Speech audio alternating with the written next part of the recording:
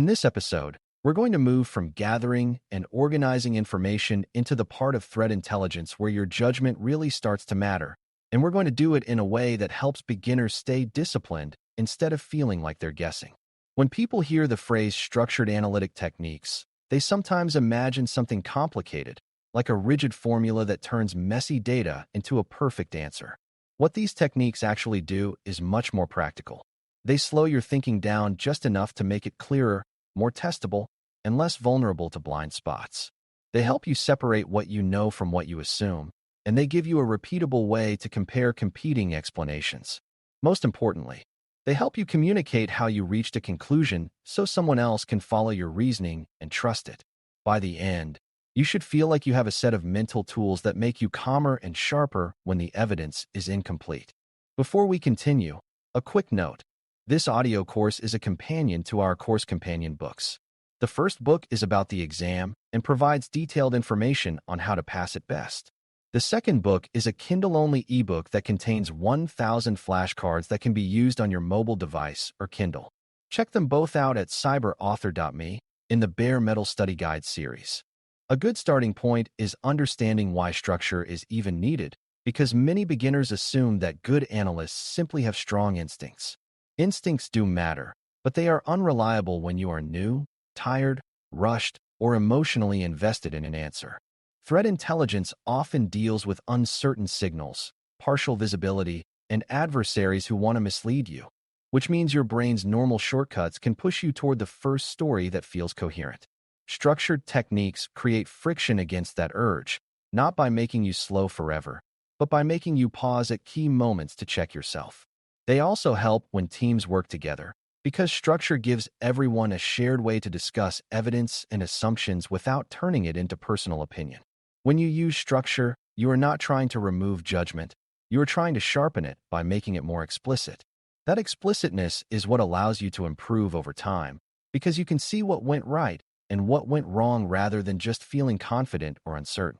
One of the simplest and most powerful techniques is to separate observations from interpretations, because beginners often blend them without noticing. An observation is something directly recorded or reported, like a time-stamped event, a log entry, or a statement from a source. An interpretation is what you think the observation means, such as believing it indicates credential theft, reconnaissance, or a misconfiguration. When you blend them, you start treating your interpretation as if it were an observed fact, and that can snowball into very confident wrong conclusions. A structured approach forces you to write or think in two layers: what is known and what is inferred. This also helps you notice when you have only a few observations but a very elaborate story, which is a warning sign.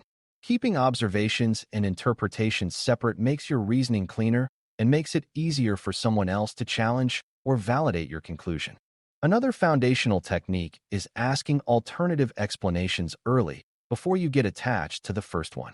Beginners often feel like they need to be decisive, so they grab the first plausible story and then unconsciously search for supporting evidence. This is normal human behavior, but it can be dangerous in intelligence work because attackers use common patterns that can look like ordinary behavior, and ordinary behavior can sometimes look suspicious. A structured technique creates a habit of saying, "What else could this be?" and then forcing yourself to name at least a couple of other possibilities. The point is not to be endlessly skeptical, but to prevent tunnel vision. When you do this early, you also collect better evidence, because you look for discriminators, which are the details that would help you choose between explanations. That is how structure makes your collection and analysis feed each other in a productive loop. A common structured method for beginners is building a simple timeline, because time order often reveals meaning that isolated facts do not. Even if you are not doing a formal incident investigation, arranging key observations in the order they occurred helps you see cause and effect, repetition, and escalation. A timeline also makes gaps obvious, which is important because gaps often indicate where you need more collection or where your visibility is weak. When you see a gap, you can ask whether it is a true absence of activity or just missing data, and that question changes how confident you should be. Timelines also help you avoid the mistake of overweighting the most recent event just because it is fresh in your mind. In intelligence work, sequence can be as informative as content, and a timeline is a structured way to let sequence speak. Another technique that sharpens judgment is creating explicit assumptions, because assumptions are always present even when you pretend they are not.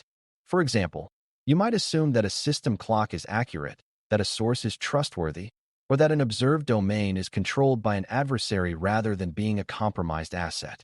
If you do not name the assumption, you will not test it, and if it is wrong, your conclusion can collapse later. Structured analysis encourages you to list the assumptions you are relying on, even if only mentally, and then consider which ones are most fragile. A fragile assumption is one that, if false, would significantly change your conclusion. When you identify fragile assumptions, you can target your collection efforts toward validating them, which is a very efficient way to reduce uncertainty. This is one of the key ways that structured techniques help you prioritize what to do next. To sharpen judgment further, you want to weigh evidence rather than count it, because beginners often think that more pieces of evidence automatically mean stronger support. Evidence quality matters as much as evidence quantity, and sometimes a single high-quality observation is more valuable than a dozen weak hints. Structured thinking encourages you to consider provenance, relevance, and independence. Provenance is about where the evidence came from and how reliable that source has been. Relevance is about whether the evidence actually distinguishes between explanations or is just background noise. Independence is about whether pieces of evidence are truly separate or whether they all trace back to the same original claim, which can create the illusion of confirmation. When you evaluate evidence this way, your judgment becomes more disciplined and less easily swayed by repetition. Comparing competing explanations is another area where structure can protect you from bias, especially once you start building a narrative. A useful habit is to ask what evidence would support each explanation and what evidence would contradict it. If your preferred explanation cannot be contradicted by anything you can imagine, it might be unfalsifiable, meaning it is more like a belief than an analytic conclusion.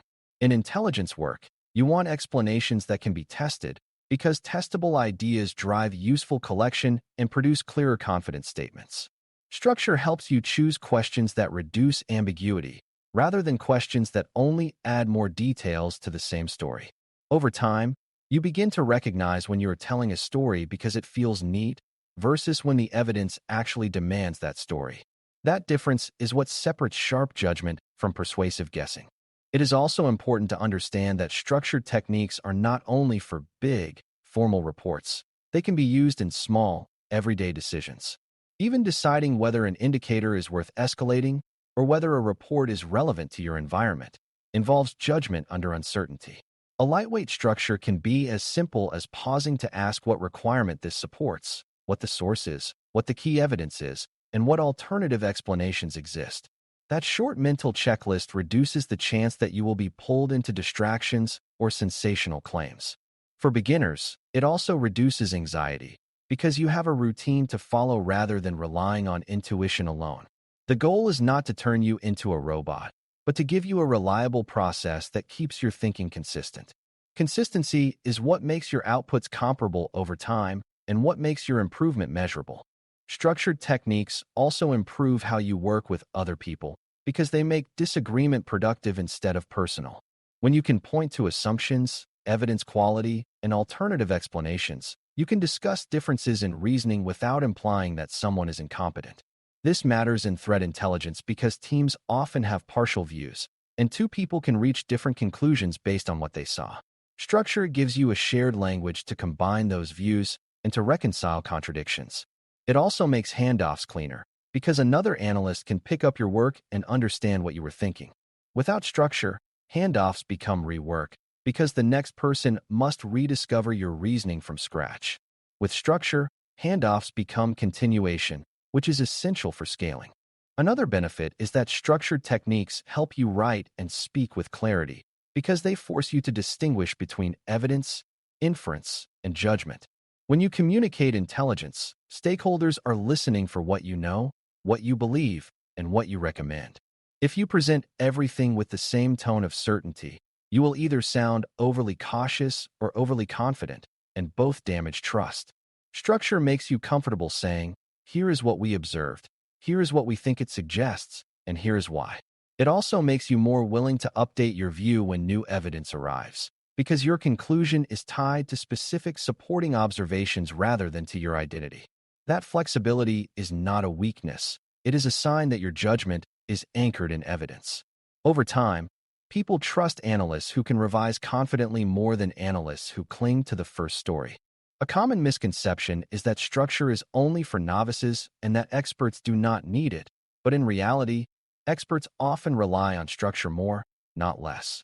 The difference is that experts internalize many techniques and apply them quickly, while beginners may need to apply them more deliberately. Even experienced analysts can be misled by strong narratives, urgent timelines, or persuasive sources, so structure acts like a seatbelt rather than a training wheel. Another misconception is that structure will always produce the correct answer, when in reality, it produces a more defensible answer and makes error more detectable. If you end up wrong, structured work helps you understand why, which is how you improve. Unstructured work often leaves you with only the feeling that you were wrong, without insight into the cause. This is why structured analytic techniques are a core skill for threat intelligence, not an optional add-on. As you carry this forward, the key idea is to choose just enough structure to match the uncertainty and the stakes of the decision. For small decisions with low impact, you might only need a quick separation of observation and inference, plus a brief alternative explanation check. For higher stakes conclusions, you might build a clearer timeline, list assumptions, weigh evidence quality, and compare explanations more explicitly. Either way, the technique is doing the same job, turning vague thinking into clear, testable reasoning that can be communicated and improved. This is what it means to sharpen judgment, because you are not just thinking harder, you are thinking better. With these habits in place, you are ready to tackle the next challenge, which is recognizing how cognitive bias can quietly distort even well-intentioned analysis. That next step builds directly on what we locked in here, because structure is one of the strongest defenses against being misled by your own mind. Thanks for listening. For more audio courses, daily newsletters, and more, please visit DailyCyber.News.